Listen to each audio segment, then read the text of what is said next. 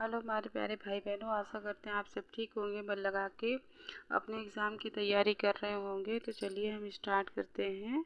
Hindi TGT के question, previous year question जो कि अदर एग्ज़ाम में भी काम आते हैं। तो चलिए स्टार्टिंग करते हैं 27 क्वेश्चन से। डॉक्टर दशरथ शर्मा आदि कुछ विद्वान पृथ्वीराज रासो के किस संस्करण को मूल रासो मानते हैं? तो ऑप्शन डी सही होगा। सबसे छोटा संस्करण 1300 छंद है। डॉक्टर दशरथ इसकी व्याख्या करते हैं। डॉक्टर दशरथ शर्मा व माता प्रसाद गुप्त आदि कुछ विद्वान पृथ्वीराज रासो के लघुत्तम रूपांतरण को सर्वाधिक प्रमाणिक या मूल रासो मानते हैं, जिसमें 1300 छंदों का उल्लेख है। मथुरा प्रसाद दीक्षित ने मध्य संस्करण 7000 छंदों को प्रमाणिक माना है। बृहत रूपांतरण 16306 छंद सर्वाधिक अप्रमाणिक एवं सर्वाधिक लोकप्रिय संस्करण है। पृथ्वीराज रासो के रचनाकार चंद्रबन दाई हैं। इनका जन्म 1168 ईस्वी में लाहौर में माना जाता है। इनका वास्तविक नाम पृथ्वी भट्ट था। पृथ्वीराज रासो 69 समय में विभाजित हैं, जिसमें आदि पर्व समय, 10वां समय, 20वां समय, पद्मावती समय, 57वां समय का कैमाश वध समय, सर्वाधिक मार्मिक समय, 61वां समय, कत उज समय, सबसे बड़ा समय, 65वां समय, विवाह समय और 69वां समय महोबा युद्ध समय प्रमुख है। माता प्रसाद गुप्त, डॉक्टर दशरथ ओझा, हजारी प्रसाद द्विवेदी ने पृथ्वीराज रासो को अर्ध प्रमाणिक माना है, जबकि रामचंद्र शुक्ल, कविराज श्यामल दास इसे अप्रमाणिक मानते हैं तथा श्याम सुंदर दास, मिश्र बंधु मोहन लाल, विष्णुलाल पांडेय पृथ्वीराज रासो को प्रमाणिक मानते हैं। नेक्स्ट क्वेश्चन है, बीसल देव रास के संपादनकर्ता इनमें से हैं? तो ऑप्शन सी होगा माता प्रसाद गुप्त एवं अगरचंद नाहटा। इसकी व्याख्या करते हैं। बीसल देव रासो के संपादनकर्ता माता प्रसाद गुप्त एवं अगरचंद नाहटा हैं। बीसल देव रासो 14वीं सदी विक्रमी के रचनाकार नरपति नाला हैं। यह सुप्रसिद्ध रचना 4 खंडों में विभाजित है।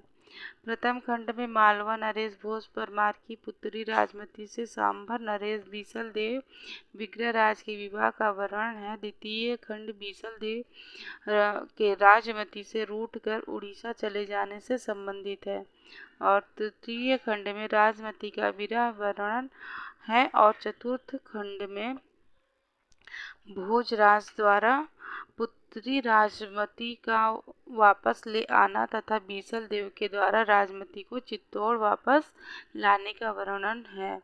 बीसल देव हिंदी परिषद प्रकाशन, इलाहाबाद विश्वविद्यालय, इलाहाबाद से प्रकाशित माता प्रसाद गुप्त तथा अगरचंद नाहटा द्वारा 1953 में संपादित पुस्तक है। नेक्स्ट क्वेश्चन है, आदिकालीन हिंदी कवि अमीर खुसरो विषयक कौन सा तथ्य सही नहीं है? इसमें नहीं है पूछा है। तो ऑप्शन डी, उनका लक्ष्य जनता को धर्मोपदेश देना मात्र था। तो इसकी व्याख्या करते हैं। दिए गए तथ्यों में से उनका लक्ष्य जनता को धर्मोपदेश देना मात्र था तथ्य सही नहीं है। अमीर खुसरो का जन्म सन 1253 ईस्वी में आधुनिक एटा उत्तर प्रदेश के पटियाली गांव में माना जाता है। इनकी पहेलियाँ, मुकरियाँ और दो सुखने हिंदी साहित्य में प्रसिद्ध हैं। इन्हें खड़ी बोली का प्रथम कवि माना जाता है। इन्हें तूती ए हिंद या हिंद का तोता कहा जाता है। इन्हें सितार के आविष्कार का श्रेय दिया जाता है। प्रमुख रचनाएं पहेलियाँ, मुकरियाँ, दो सुखने, गजल आदि। नेक्स्ट क्वेश्चन है, आचार्य रामचंद्र शुक्ल के अनुसार किस रचना के आधार पर विद्यापति मैथिली कोकिल कहलाए? तो ऑप्शन ए सही होगा, पदावली। तो इसकी व्याख्या करते हैं। आचार्य शुक्ल के अनुसार पदावली की रचना के आधार पर विद्यापति मैथिली कोकिल कहलाएं। विद्यापति की प्रमुख रचनाएं हैं लिखनावली, पुरुष परीक्षा, दान वाक्यावली, गया, पतलक, वर्णकृत्य, दुर्गा भक्त तरंगणी, गंगा वाक्यावली। अवहट्ट भाषा की रचनाएं कीर्ति लता, कीर्ति पताका। मैथिली भाषा की रचना पदावली, गोरक्ष विजय, दुर्गा भक्त तरंगिणी विद्यापति के पिता गणपति ठाकुर की अधूरी रचना है जिसे विद्यापति ने पूर्ण किया। कीर्ति लता विद्यापति की पहली रचना मानी जाती है जिसे हजारी प्रसाद द्विवेदी ने भृंग भृंगी संवाद माना है। विद्यापति की पदावली की भाषा मैथिली है जो एक गीत काव्य है। सूर्यकांत त्रिपाठी निराला ने पदावली के श्रृंगारी पदों की मादकता को नागिन की लहर कहा है। इसी रचना के आधार पर विद्यापति को मैथिली कोकिल कहा जाता है। विद्यापति की अन्य उपाधियां अभिनव जयदेव, राजा शिव सिंह द्वारा प्रदत्त कवि शेखर खेलन, कवि वयः सिंधी के कवि कंठहार, दशावधान। नेक्स्ट क्वेश्चन है, इनमें से कौन सा विवरण सही नहीं है? तो ऑप्शन सी, हिंदी प्रदेश के पूर्वी भाग में जैन साधुओं ने हिंदी कविताओं के माध्यम से जैन मत का प्रचार किया। जिसकी व्याख्या करते हैं, दिए गए विवरणों में से हिंदी प्रदेश के पूर्वी भाग में जैन साधुओं ने हिंदी कविताओं के माध्यम से जैन मत का प्रचार किया विवरण सही नहीं है।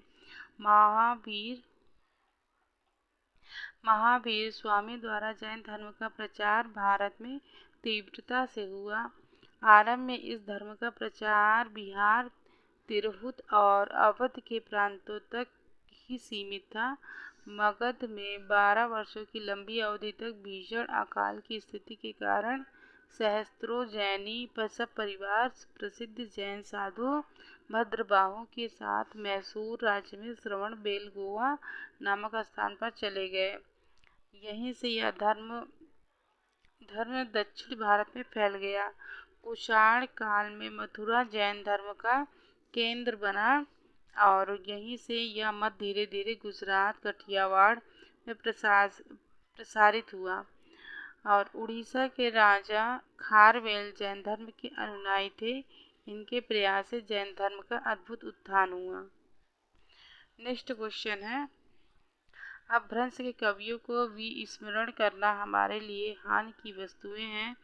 यही कवि हिंदी काव्य धारा के प्रथम दृष्टा थे।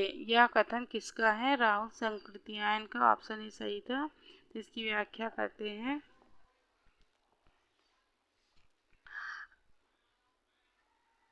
अपभ्रंश के कवियों को विस्मरण करना हमारे लिए हानि की वस्तु है। यही कवि हिंदी काव्य धारा के प्रथम दृष्टा थे।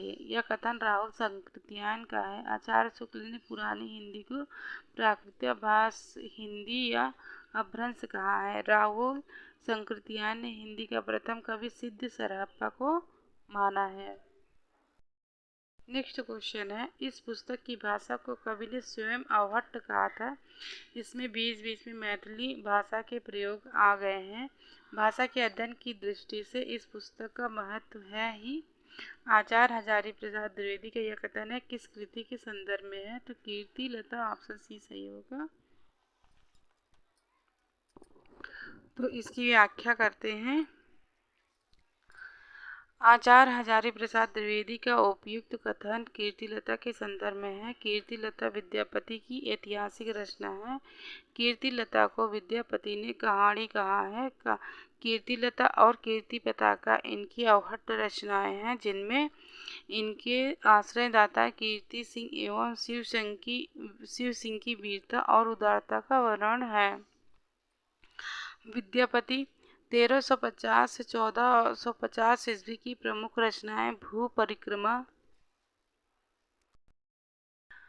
पुरुष परीक्षा, लिखनावली, दान वाक्यावली, गंगा वाक्यावली, दुर्गा भक्त तरंगिणी, गोरक्ष विजय, कीर्तिलता, कीर्ति पताका, पदावली और वर्ण रत्नाकर के रचनाकार ज्योतिरीश्वर ठाकुर हैं। नेक्स्ट क्वेश्चन है, साधारणतः सन ईस्वी की 10वीं से लेकर 14वीं शताब्दी के काल को हिंदी साहित्य का आदिकाल कहा जाता है। हिंदी के प्रारंभिक काल विषयक यह कथन किस विद्वान का है? तो ऑप्शन ए सही होगा, हजारी प्रसाद द्विवेदी। तो इसकी व्याख्या करते हैं। हिंदी के प्रारंभिक काल विषयक उपयुक्त कथन हजारी प्रसाद द्विवेदी का है। हिंदी साहित्य के इतिहास में 10वीं शताब्दी से लेकर 14वीं शताब्दी के मध्य तक के काल को आदिकाल कहा जाता है। इस युग को यह नाम डॉक्टर हजारी प्रसाद द्विवेदी से मिला है।